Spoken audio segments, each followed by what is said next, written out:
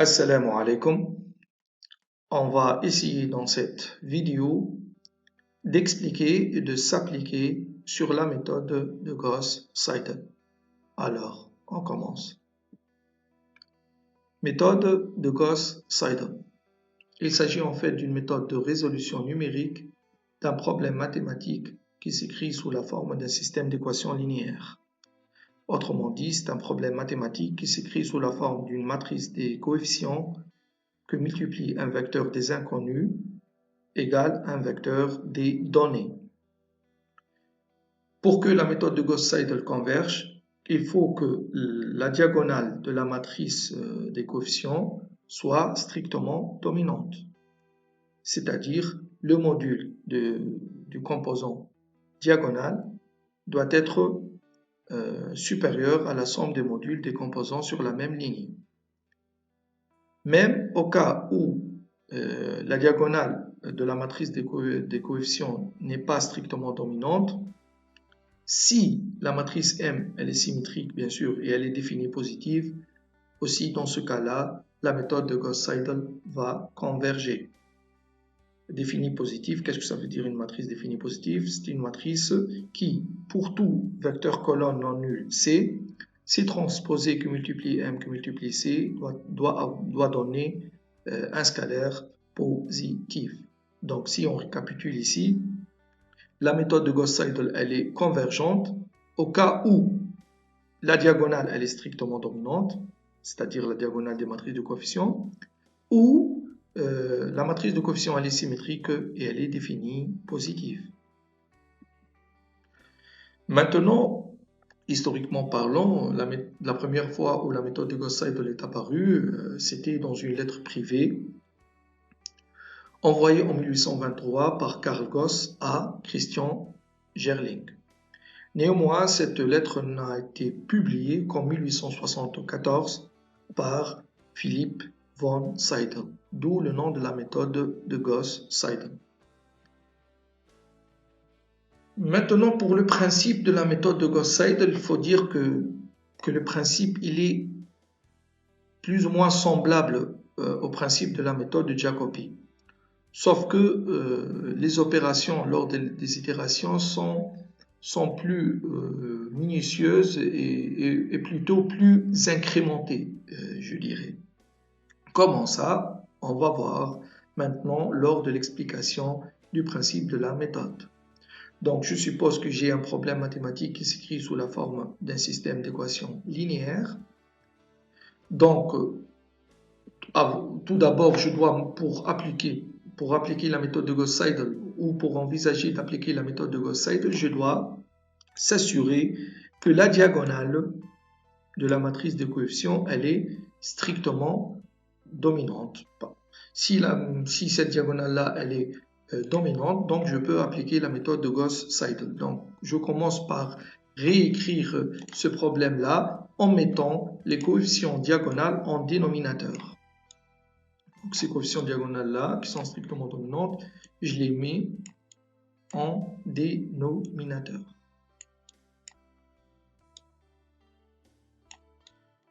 Ceci va permettre d'avoir trois équations, bien sûr.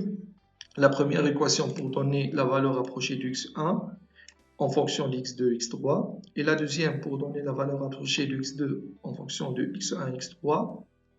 Et la troisième équation pour donner la valeur approchée de x3 en fonction de x1 et de x2. Maintenant, je dois initialiser la méthode, donc je vais supposer une valeur initiale sur laquelle je vais me baser pour faire les itérations.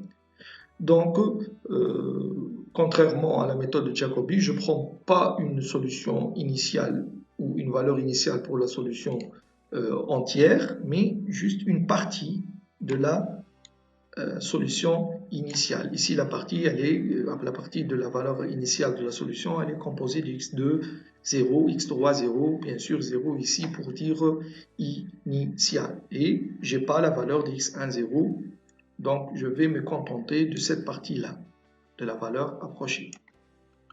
Puis, qu'est-ce que je vais faire? Je vais faire la première itération en se basant sur cette valeur initiale. Donc, qu'est-ce que je fais? Je commence par essayer d'avoir x1.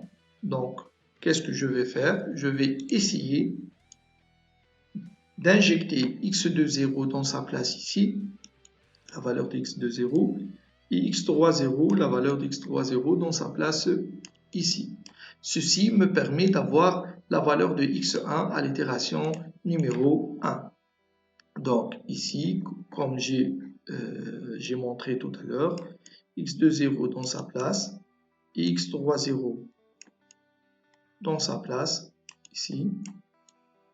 Donc ici, ça m'a permis d'obtenir x1,1, c'est-à-dire x1, la valeur approchée de x1 à l'itération numéro 1.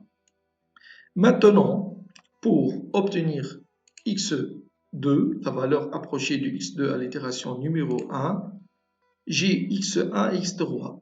Puisque j'ai x11, donc je peux l'injecter. Donc x11, je l'injecte dans sa place ici. Et x3, je n'ai que x3 0, donc je l'injecte dans sa place ici.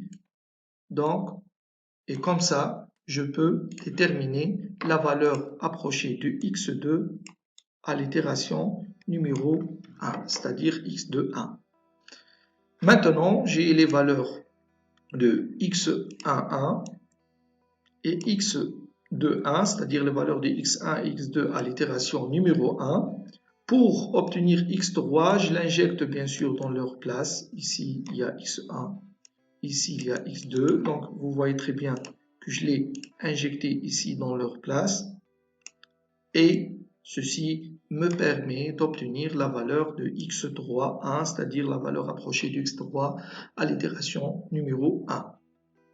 Donc, vous voyez très bien comment, à partir d'une initialisation, j'ai pu déterminer les valeurs de x11, x21, x31, qui sont les valeurs de x1, x2, x3, les valeurs approchées bien sûr, de x1, x2, x3 à l'itération numéro 1. Puis, bien sûr, pour les itérations, je dois répéter les opérations jusqu'à avoir une solution satisfaisante. Donc, pour les itérations ici, elles sont basées sur le fait que si j'ai une valeur x pour l'itération i-1, -1, c'est-à-dire x2 et x3 pour l'itération i-1, donc une partie de la solution que donne l'itération i-1, cette partie elle est composée de x2 et x3. Je vais injecter x2 i-1 et x3 i-1 dans leur place dans l'équation numéro 1. Ceci me permet d'obtenir la valeur approchée de x1 à l'itération numéro i. Donc, une fois j'ai la valeur de x1 à l'itération numéro i, je injecte la valeur de x1 dans sa place. Et ici, pour la valeur de x3, je n'ai pour le moment que x3 à l'itération i-1, c'est-à-dire la valeur approchée de x3 à l'itération i-1. Je l'injecte dans sa place sur la deuxième équation et ceci me permet d'obtenir la valeur de x2i, c'est-à-dire la valeur approchée de x2 à l'itération numéro i. Maintenant, j'ai x1i donné par la première équation et x2i donné par la deuxième équation. Je l'injecte dans leur place dans l'équation numéro 3 pour obtenir la valeur de x3i qui est la valeur approchée de x3 donnée par l'itération i. Bien sûr, je vais répéter les itérations jusqu'à avoir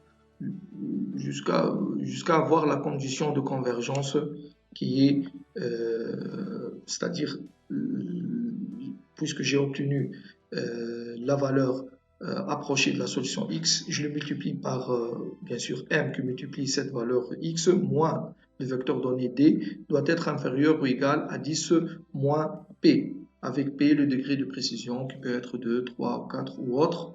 Donc, plus p augmente, plus le nombre d'itérations qu'on doit réaliser pour obtenir une solution satisfaisante doit bien sûr augmenter. Maintenant, on va passer à un exemple d'application pour mieux comprendre la méthode de Gauss-Seidel et son principe qu'on vient tout à l'heure d'expliquer. Je propose ce problème-là, qui est un problème mathématique écrit sous la forme d'un système d'équations linéaires. Pour appliquer la méthode de Gauss-Seidel, je dois s'assurer tout d'abord que la méthode va converger. Ici, je vois très bien que la diagonale, elle est strictement dominante. Pourquoi? Parce que le module de 27, ici, il est supérieur à la somme de module de 6 plus module de moins 1. Aussi, le module de 15, il est supérieur au module de 6 plus le module moins 2. Et le module de 54, il est supérieur au module de 1 plus module de 1. Donc, ici, c'est très visible que la diagonale, elle est strictement dominante. Donc, je peux appliquer la méthode de Gauss-Seidel puisqu'elle va converger. Donc, puis, j'ai écrit le même problème sous forme, non pas d'équation matricielle, mais d'équation algébrique. Et qu'est-ce que je dois faire? Tout d'abord, je dois mettre la composante diagonale, dominante bien sûr, en dénominateur.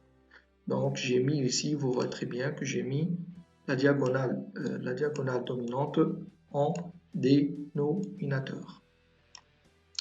Voilà. Maintenant, pour appliquer la méthode, je dois bien sûr l'initialiser. Donc, pour l'initialisation, je vais prendre une partie de la solution x0, x0 ici pour dire initial. Donc, cette partie-là composée de x2 et de x3. Donc, j'ai choisi x2 0 égale à 0, x3 0 égale à 0. Et puis, je vais essayer d'appliquer l'itération numéro 1. Donc, à l'itération numéro 1, qu'est-ce que je vais faire? Je vais tout d'abord injecter x2 0, x2 3 0 dans leur place ici dans l'équation numéro 1.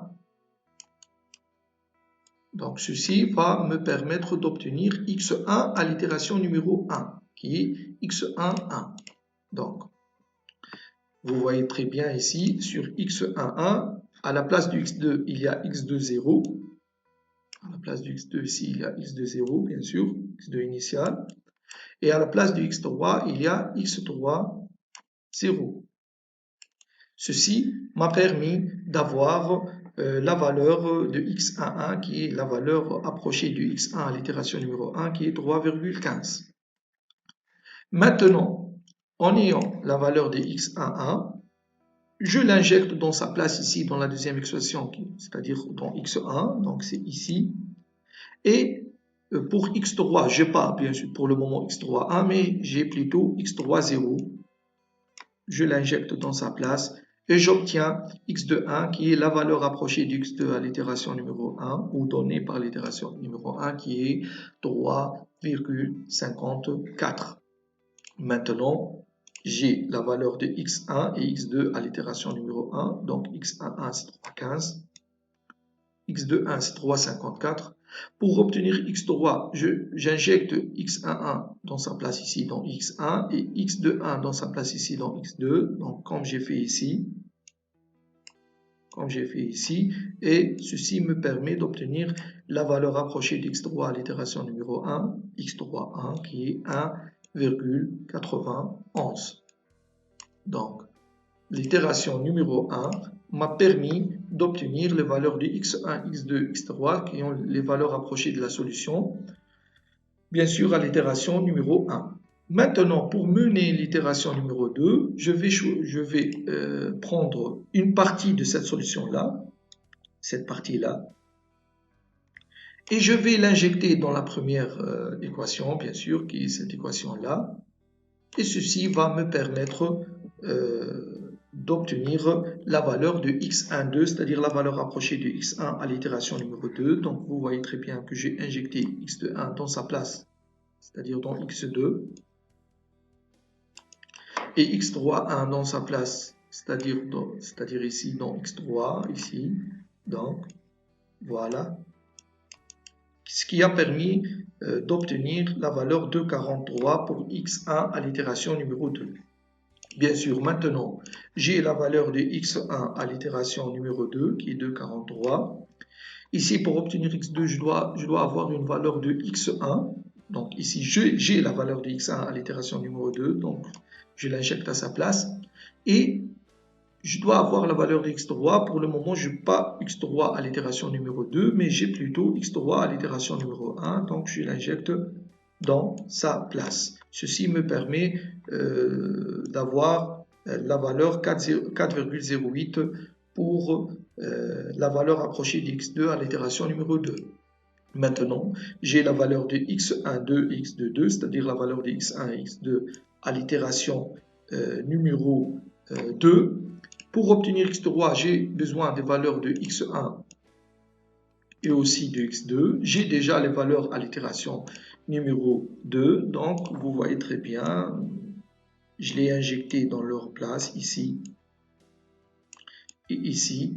Et ceci m'a permis d'avoir la valeur de x3, c'est-à-dire la valeur approchée de x3 à l'itération numéro 2. Donc, voilà, j'ai obtenu x1, les valeurs approchées de x1, x2, x3 à l'itération numéro 2. Donc, x1, 2, c'est 2,43, x2, 2, c'est 4,08 et x3, 2, c'est 1,92. Si je continue les itérations, je passe à l'itération numéro 3. Donc, à l'itération numéro 3, l'injection de x2, 2 et x3, 2 qui sont donnés ici par l'itération numéro 2. Je l'ai injecté dans leur place dans l'équation numéro 1. Ceci m'a permis d'obtenir 2,31 comme valeur approchée de x1 à l'itération numéro 3. Maintenant, j'ai le x1, 3. Pour obtenir x2 à l'itération numéro 3, j'injecte x1, 3 dans sa place. Et j'ai besoin de la valeur de x3. Je n'ai pas la valeur de x3 à l'itération numéro 3, mais j'ai plutôt, pour le moment, x3 à l'itération numéro 2. Je l'injecte ici. Ceci me permet d'obtenir la valeur 4,13 comme valeur approchée pour x2 à l'itération numéro 3. Maintenant, les deux premières équations m'ont permis d'avoir x1, 3 et x2, 3, c'est-à-dire les valeurs approchées de x1 et x2 à l'itération numéro 3. Et pour obtenir x3 à l'itération numéro 3, j'injecte x1, 3, x2, 3 dans la troisième équation. Donc, je l'injecte dans leur place. Et je vais obtenir 1,92 comme solution approchée pour x3 à l'itération numéro 3. Maintenant, pour faire par exemple l'itération numéro 4, pour avancer à l'itération numéro 4, je vais utiliser cette partie-là de la solution donnée par l'itération numéro 3, c'est-à-dire x3, 2, x2 à l'itération x2, 3, c'est-à-dire x2 à l'itération numéro 3, x3 à l'itération numéro 3. Je vais injecter ces deux valeurs-là dans la première équation permettant d'obtenir x1. Donc, à l'itération numéro 4, l'injection de x2, 3 dans sa place et x3, 3 dans sa place va me permettre d'avoir 2,3 comme valeur approchée de la solution de x1 à l'itération numéro 4. Maintenant, puisque j'ai la valeur de x1, 4, je vais l'injecter dans sa place dans la deuxième équation qui permet d'obtenir x2. Bien sûr, pour obtenir x2, il faut avoir x3. Je n'ai pas ici x3, 4, mais j'ai plutôt x3, 3 donné par l'itération numéro 3. Je l'injecte dans sa place. Ceci me permet d'obtenir 4,14 comme valeur approchée de la solution valeur approchée de x2 à l'itération numéro 4. Et les deux premières équations m'ont permis d'avoir x1, 4 et x2, 4, c'est-à-dire les valeurs approchées d'x1 et x2 à l'itération numéro 4. Pour obtenir x3, je vais les injecter dans la troisième équation dans leur place. Donc ici c'est x1, 4, ici c'est x2, 4. Ceci me permet d'obtenir 1,92 comme solution approchée de x3 à l'itération numéro 4. Donc, on voit très bien, même sans appliquer le critère de convergence, on voit très bien que, par exemple, ici, x1, elle elle a passé de 3,15 à 2,43 à 2,31 à 2,3. C'est comme si elle commence à se stabiliser à partir de l'itération numéro 3. Donc, vous remarquez très bien ici qu'on a cherché une solution à 2 chiffres après la virgule. Si on souhaite plus de précision, on doit aller à plusieurs chiffres après la virgule, parce qu'ici, à 2 chiffres après la virgule, on est contraint d'utiliser un degré de précision au maximum égal à 2. Mais si on va utiliser des degrés de précision P de l'ordre de 3, 4, 5, il faut aller à 3 chiffres, 4 chiffres ou même 5 chiffres après la virgule. Mais ici, on a essayé juste d'avoir une solution à 2 chiffres après la virgule pour juste montrer comment la méthode elle est appliquée. Donc, je reviens ici. Je trouve que X1, elle a passé de 3,15 à 2,3 et elle a commencé à se stabiliser autour de 2,3 à partir de l'itération numéro 3, donc 2,31, 2,3. Pour X2, elle a passé de 3,54, donc elle a passé de 3,54 à 4,08, puis à 4,13, puis à 4,14. Donc c'est comme si elle se stabilise autour de 4,14, 4,13 à partir de l'itération numéro 3. Même chose pour X3. Elle a passé de 1,91 à 1,92 à 1,92 à 1,92. C'est comme si elle s'est stabilisée dès l'itération numéro 1. C'est-à-dire, elle s'est stabilisée même à l'itération numéro 1, je trouve presque la même valeur. Donc, c'est stabilisé, c'est-à-dire elle va avoir presque la même valeur au fur et à mesure que les itérations se déroulent. Donc, je peux dire, puisque et je constate cette sorte de stabilisation, c'est-à-dire la solution devient de plus en plus constante, je peux dire même sans appliquer le critère de convergence, je peux dire que x1 égale 2,3, x2 égale 4,14, x3 égale à 1,92. C'est une solution approchée à 2 chiffres après la virgule de la solution hypothétique de notre problème mathématique.